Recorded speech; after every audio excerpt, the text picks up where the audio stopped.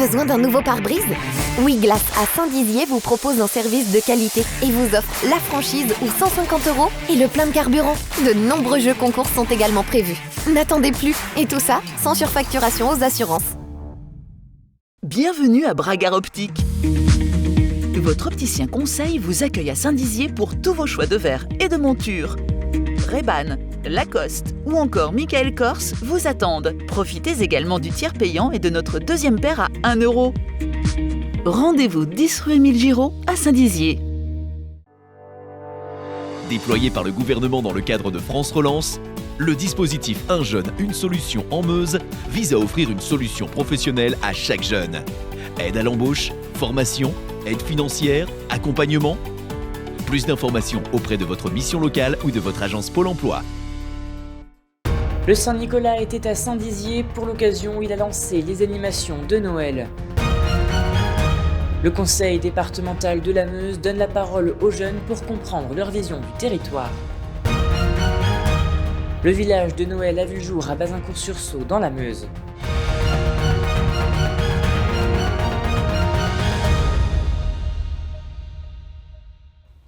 Bonsoir à tous et bienvenue dans votre journal du lundi 6 décembre 2021. Aujourd'hui, nous célébrons la Saint-Nicolas, le célèbre patron protecteur des enfants. Comme de coutume, il était présent à Saint-Dizier ce samedi pour lancer officiellement les animations de Noël ainsi que les illuminations. Parades, concerts ou encore pièces de théâtre, un programme qui s'annonce chargé. Retour en images sur cette manifestation qui a ravi petits et grands dans ce reportage de Julien Voirin.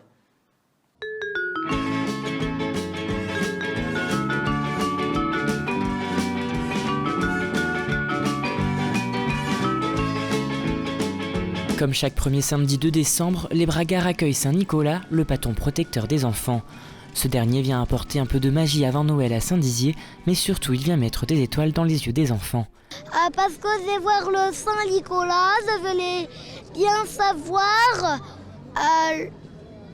où tu habites, faire les jeux et j'ai vu qu'ils ont dit que quelqu'un va nous donner des bonbons.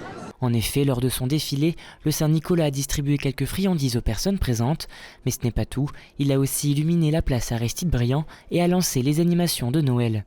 Un spectacle apprécié chez les petits, mais également chez les adultes. C'est une fête de famille, c'est un peu une réunion où on fait une pause sur ce qui se passe en ce moment et puis de s'émerveiller un peu. Ce samedi marque également l'ouverture du traditionnel marché de Noël installé pour la seconde fois sur la place du théâtre. Mais la nouveauté cette année, c'est le bistrot L'Éphémère qui a été inauguré ce week-end. Même si ces animations ont fait l'unanimité, certains restent tout de même méfiants compte tenu de l'évolution épidémique. C'est très très bien fait, tout est très beau. Mais bon, moi je ne sais pas si la manifestation de ce soir, c'est bien prudent. Le programme de cette année est chargé en animation. Entre parades, spectacles ou concerts, petits et grands sauront se divertir jusqu'au 31 décembre. Au printemps dernier, le conseil départemental de la Meuse a lancé une grande enquête intitulée « Jeunes en Meuse » à destination des 11 à 29 ans. Cette enquête veut connaître les différents loisirs et leurs préoccupations pour répondre aux problématiques des jeunes meusiens. Simples collégiens élus au conseil des jeunes, étudiants ou jeunes actifs, une vingtaine de meusiens ont répondu présents pour commenter les résultats de cette enquête. Un reportage de Lina Tran.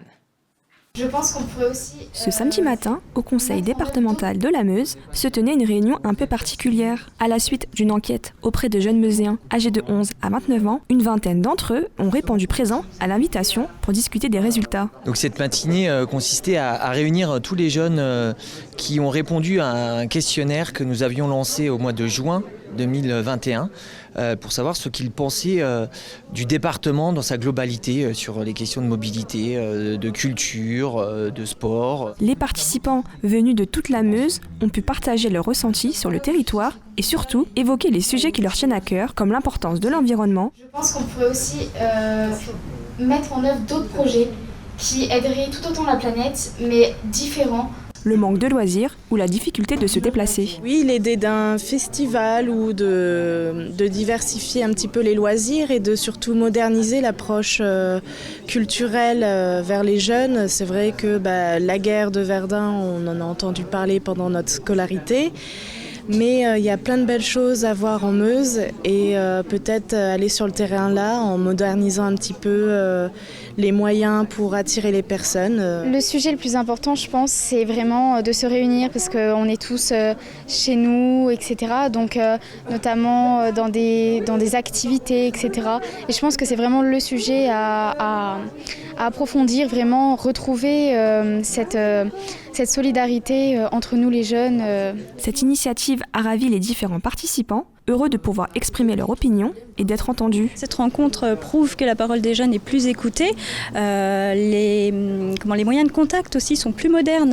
On passe par Facebook, par les mails, c'est beaucoup plus direct. Ce qui m'a fait envie de venir, c'était de pouvoir participer parce qu'on a donné la parole aux jeunes et je trouvais ça très bien. Et maintenant, c'est à nous aussi d'y mettre un peu du nôtre. L'initiative Jeunes en Meuse est surtout un moyen de se reconnecter avec les plus jeunes, considérés comme l'avenir du territoire. En effet, la Meuse connaît une baisse de sa population depuis les années 60. En fait, on a l'image d'un département que l'on souhaite renouveler, une image qui est vieillissante, on va dire, qui n'est peut-être pas moderne et qui d'autres que les jeunes peuvent l'incarner, peuvent apporter des idées. Et puis, on a de nombreux jeunes qui quittent notre territoire et il faut qu'ils puissent quitter pour avoir des expériences, pour avoir de l'ambition, mais un des objectifs est qu'ils puissent revenir ou au moins être des ambassadeurs de notre beau département à l'extérieur, notamment en France et ailleurs. D'ici 2022, le département souhaite installer une commission permanente avec des jeunes meusiens investis. Un budget devrait également leur être octroyé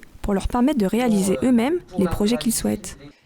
Et passons à présent à l'image du jour. Le ministre de l'Agriculture, Julien Denormandie, et Bérengère Abba, secrétaire d'État en charge de la biodiversité, étaient présents aujourd'hui à Chaumont pour l'inauguration des travaux de rénovation de la Chambre d'agriculture 52, comme on le voit sur cette image. Chaque année, le comité des fêtes de la commune de Bazincourt-sur-Saulx organise un grand rassemblement de fin d'année à l'occasion des fêtes de Noël.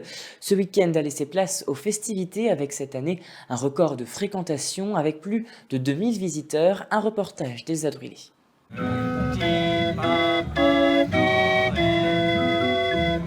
Ce n'est que le premier week-end de décembre, mais déjà la magie de Noël a pris forme dans le petit village de Bazincourt. Les rues et les granges du village ont abrité des animations, des ateliers, des exposants, des balades en calèche et même le Père Noël. Le marché de Bazincourt, il est accueillant, le village est joli, on aime bien s'y promener, on aime bien rencontrer plein de gens. Et puis il y a des petits enfants qui courent partout, c'est magnifique Bazincourt. Il fait très bon vivre. Pour moi déjà la magie de Noël c'est important. C'est pas parce que je suis le Père Noël, mais bon, c'est vrai que la magie de Noël, il faut faire rêver les gens. À n'importe quel âge. Pour cette 4e édition, il y avait une 40aine d'exposants, tous répartis dans le village de manière à ce que les visiteurs puissent prendre le temps de déambuler dans les rues et découvrir le patrimoine. C'est vraiment l'idée de partir sur des choses très simples, mais qui rassemblent. Je pense que c'est l'idée, c'est que ça rassemble.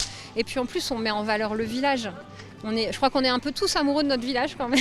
Donc on avait à cœur aussi de montrer que c'est pas parce que c'est un tout petit village qu'il se passe rien. Bazincourt, c'est un village un peu anachronique, dans la mesure où on a toujours fait les choses à l'envers de ce que font les autres. À contre-courant, contre-courant. Et le village de Noël, c'était quelque chose qu'on voulait faire à l'inverse de ce que font les autres dans les salles des fêtes. En fait, on a voulu ouvrir un village, que ça soit beaucoup plus convivial et que ça soit festif.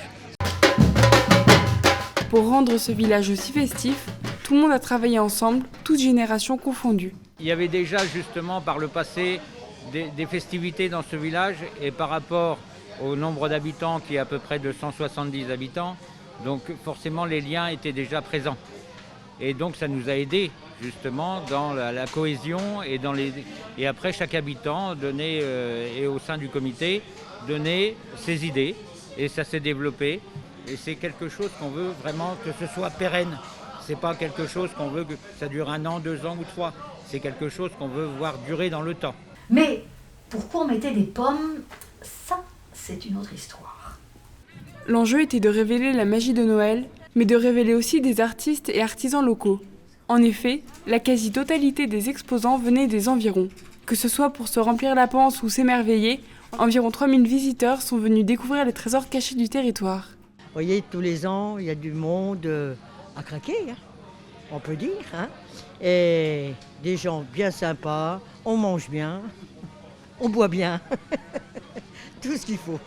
Puisque le village de Noël semble être une réussite, Bazincourt vous donne rendez-vous en 2022 pour perpétuer la magie de Noël. Et voilà, c'est la fin de cette édition. Merci à tous de l'avoir suivi. Dans un instant, vos prévisions météo de demain. Très belle semaine à vous. Toute l'actualité qui vous concerne, à voir et ou à revoir, dès maintenant sur puissancetélévision.fr et sur notre application mobile.